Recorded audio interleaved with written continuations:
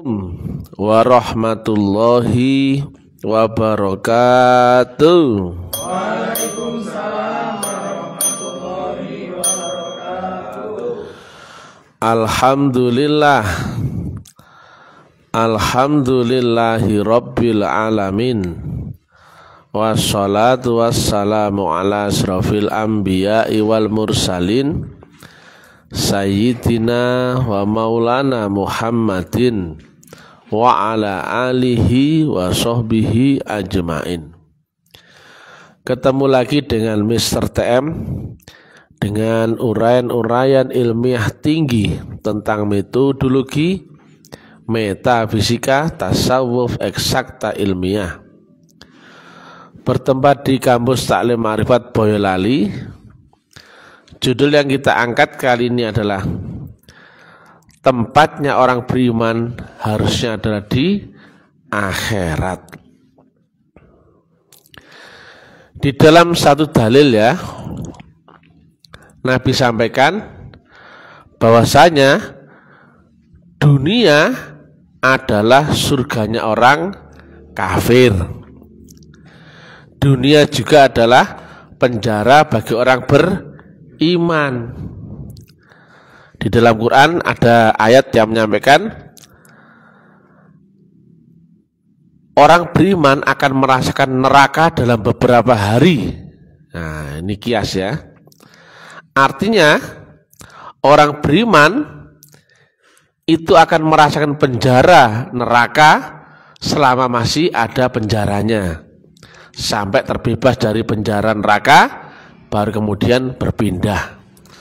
Berarti proses neraka itu akan dialami orang beriman saat di dunia. Nah, karena apa? Akhirat ya, itu akan dialami orang beriman menjadi kenyataan. Kenyataannya ahli akhirat sama kenyataan ahli dunia, wujudnya sama, wujudnya wujud dunia. Tapi bagi orang kafir, orang belum baiat, itu hanya sebatas dunia. Tapi bagi orang beriman itu adalah wujudnya akhirat. Nah, dunia itu wujudnya akhirat nantinya. Kalau dunia adalah surganya orang kafir, kalau saya balik, kafir menjadi beriman, maka dunia menjadi nerakanya orang beriman. Nah, orang beriman adalah orang yang telah mendapatkan nur kitab dan nur iman Asy-Syura 52. Mereka bisa merasakan akhirat menjadi kenyataan. Sama seperti kita bangun dari tidur ya, padahal bangun-bangun kamu masuk ke alam nyata. Tapi saat mimpi, saat tidur rasanya nyata tuh enggak? Nyata, kemudian bangun lagi ketemu nyata lagi.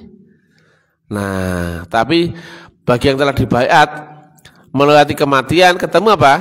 Kenyataan lagi. Jadi rasanya akhirat itu nggak sama, nggak beda dengan dunia ya. Sama, kenapa? Klop. Dunia per akal sama dengan akhirat per roh. Fisika kali fisika sama dengan fisika. Juga demikian. Metafisika kali metafisika sama dengan fisika. Nah, kenyataan ya fisika ya, tapi nggak sama ya dimensinya. Nah, ahli dunia hanya punya akal ya. Akalnya nggak bisa menembus akhirat ya. Nggak akan bisa dipakai di alam setelah mati, nggak bisa ya. Akal baru tidur saya sudah lumpuh, hilang akalnya. Betul ya? Seorang ulama ya, ulama dunia saat tidur ya, ulama dunia itu nggak jauh beda dengan anak kecil, pemabuk, penjahat, orang gila. Begitu tidur hilanglah akalnya itu ya. Nah, itu dia ya. Dan mereka melihat dunia ini menjadi kenyataan ya bagi ahli dunia ya. Maka mereka mengejar dunia mati-matian. Karena apa? Dianggaplah ini surga. Begitu mati barulah dia ketemu nerakanya habis-habisan ya. Jadi dunia ini adalah surganya orang kafir. Siapa orang kafir? Orang yang belum dibaiat. Orang yang belum ketemu Rasulun min anfusikum belum syahadat ya. Nah, bagi yang telah bersyahadat, yang telah ketemu sifat wujudnya Allah di dunia, yang ditanamkan nur iman dan nur kitab, dia beriman, maka berbeda dengan orang yang tadi ya. Kalian naik tingkatkan dimensinya ya, ke dimensi roh ya. Yang roh itu ada di atasnya akal ya. Yang tadinya akal gak bisa menjangkau alam di atas kematian, roh mampu. Makanya kamu melewati mutu qoblanta mutu, bangun-bangun ketemu kenyataan, tapi itu bukan kenyataan yang sama dengan yang lalu, bukan. Nah, bagi orang beriman, maka berlakulah dunia itu adalah penjaramu ya. Akal itu kontrolnya ada di otak ya, secara jasmaniahnya ya. Ruh kontrolnya ada di kolbu yang di hati sanubari, yang dua jari di bawah susu kiri arah ke kiri itu. Lah kamu telah kafah ada di dua dimensi sekaligus. Akalmu membawamu ke dunia, rohmu membawamu ke akhirat. Tuhanmu ada di mana? Akhirat atau dunia? Akhirat, tepatnya ujung lapisan akhirat tertinggi. Maka menuju Allah dengan akalmu apa rohmu? Dengan roh. Akal bisa masuk akhirat? Tidak bisa. Maka akal bisa menjangkau Tuhan? Tidak bisa ya. Akal cuma cerita selama dia nggak tidur. Cerita makan hangus hilang begitu kau tertidur. Anak istrimu kenyataan semua yang ada di alam nyata begitu kau tertidur hilang semua. Nah, yang roh ini kita pakai untuk nyebrang ke akhirat ya. Jadi kamu akan ada dua gaya yang tarik menarik ya. Ruh akan ditarik oleh nur Allah ya, yang tadi ya di Asy-Syura 52 untuk ketarik ke atas ya, menuju atas ya, ke alam robbaniyah ya. Mulai alam kubur, alam barzah, malakut, jabarut, rohani, robbani dan sebagainya, itu istilah aja ya. Tapi akalmu akan masih dipengaruhi oleh nafsu ya, akal dipengaruhi selera, akan tetap kena gravitasi dunia, maka akan ada tarik menarik, ada yang menarikmu ke atas, ada yang menarikmu ke bawah. Nah, jika kamu yang telah dibaiat, yang telah beriman, yang telah diaktifasi rohnya, kemudian memilih dunia, kamu sebetulnya menjauhi Allah. Harusnya tempatmu bukan di dunia lagi. Ibarat ikan kalau ditaruh di padang pasir, neraka nggak dia? Neraka. Harusnya begitu. Harusnya orang dibaiat itu merasakan nerakanya saat di mana? Di sini di dunia. Bukan malah kompromi mengikuti hukum dunia. Keliru ya. Harusnya kau pakai kolbumu untuk lepas daripada gravitasi dunia, bahkan menembus batas lapis langit dunia tadi. Agar kau ketemu alammu sebenarnya. Ikan tempatnya bukan di padang pasir, tapi di dalam air. Orang beriman tempatmu bukan di dunia, tempatmu harusnya di akhirat. Bagaimana orang yang sudah dibaiat kemudian mengejar dunia lagi? Keliru. Berarti kau kembali terjun bebas ke dunia. Bahkan apalagi kau masih tertarik dengan duniawi ya, dengan uang, dengan wanita, dengan macam-macam duniawi lah ya. Berarti kau menjauhi Allah. Tapi kau nggak sadar. Kenapa? Sama-sama kenyataan. Kenyataan dilihat oleh akalmu, panca inderamu itu dunia. Dan ada kenyataan yang dilihat oleh kolbumu itu akhirat. Nah, wujudnya apa? Dunia juga loh, podo. Hanya saja kau melihat akhirat dengan getaran gelombang ya. Tapi kau melihat dunia ada dengan panca inderamu. Mirip-mirip itu. Nah, harusnya makanya kata Nabi, jihad paling besar adalah melawan dirimu sendiri. Tadi pertarungan antara ketarik ke alam yang di atasmu atau kau akan ketarik ke alam di bawahmu. Itu pertarungan itu ada di dalam diri manusianya masing-masing. Nah, berarti jika kata Nabi demikian, kau harus berjuang, bertarung mati-matian melawan siapa? dirimu sendiri. Tanda-tandanya orang yang masih terikat dengan dunia adalah satu, dia masih terikat kekhawatiran, was-was, takut, dan keraguan. Itu ya. Tapi kalau kau sudah terbebas dari itu semua, bahkan tidak peduli lagi baik buruk benar salah, artinya kau sudah tidak memakai gravitasi akal, berarti kau telah melewati batas ambang akal, berarti kau telah di sini. Nah, tapi kalau kau masih memakai akalmu harusnya ya kau ditarik ke alam di atas sadar ya, atau ditarik ke alam rohania. Tapi kalau kau pakai akal, terakhir kan mentok di sini, betul nggak? Nyangsang di batas ambang sini, nggak bisa naik sini, nggak bisa. Maka kau tetap ahli dunia. Berarti kau akan ke arah menjadi kafir, kata Nabi ya. Jadi untuk adaptasi ilmu akhirat, ilmu ini kau harus memenggal kepalamu sendiri. Kias ya. Jangan pakai akal. Kenapa? Kau akan ditarik ke atas. Sementara ini ada jaring ya. Nah, akalmu kalau dipakai nggak bisa naik, nggak bisa. Akalmu cuma nyangsang di batas ambang, nggak bisa naik lagi. Maka kau akan ketemu sesuatu yang seolah-olah tidak masuk akal. Begitu kau sudah begitu penilaianmu, aku nggak mampu, aku nggak bisa, aku nggak kuat, ya sudah.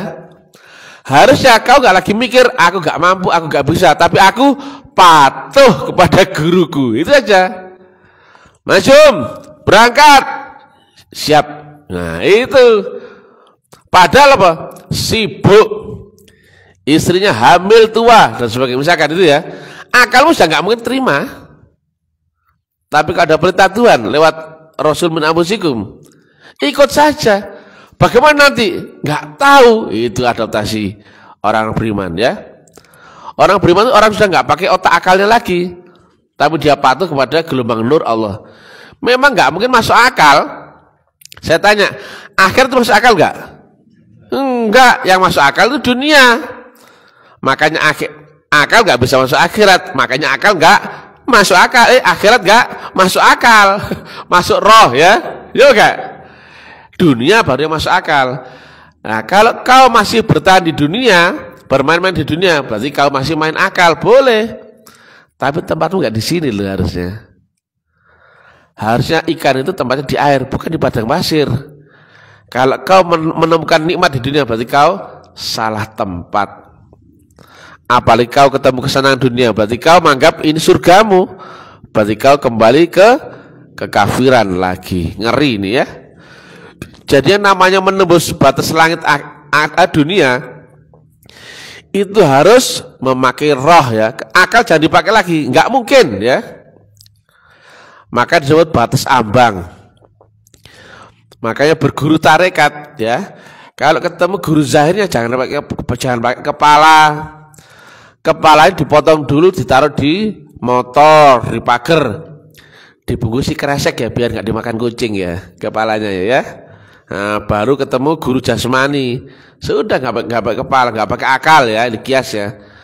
Tapi pakai kolbumu. Nah kalau sudah sama guru zahir, nggak boleh membantah. Harusnya begitu, namanya disiplin bangkai ya. Ikut saja. Itu dia hanya menyuarakan yang dari sononya, itu Allah Subhanahu wa taala sendiri ya, di ahli makrifat ya. Yang dia cakap, yang dia omong bukan dari dirinya, itu dari sambungan yang kontrol sana, yaitu Allah Subhanahu wa taala ya. Nah itu gambaran ya. Makanya yang belajar di kampus Taklim Ma'rifat pelan-pelan ya dimusuhi akalmu ya, dimusuhi duniamu ya, supaya kau nggak di sini lagi. Ini bukan tempat tuh namanya. Tempatnya orang beriman itu harusnya di akhirat ya, bukan di dunia ya. Harusnya ya. Kalau kau di dunia harusnya seperti air ditaruh padang pasir, kepanasan, harusnya begitu. Tapi kalau kau malah keenakan di dunia, bahkan mengejar dunia, happy dengan dunia, berarti kau bukan ikan namanya, tapi kadal gurun gitu. Yang bertahan di pasir ikan apa kadal gurun? Kadal gurun ya. Jadi demikiannya. Bedanya apa? kamu sudah dibaiat, kamu sudah beriman ya.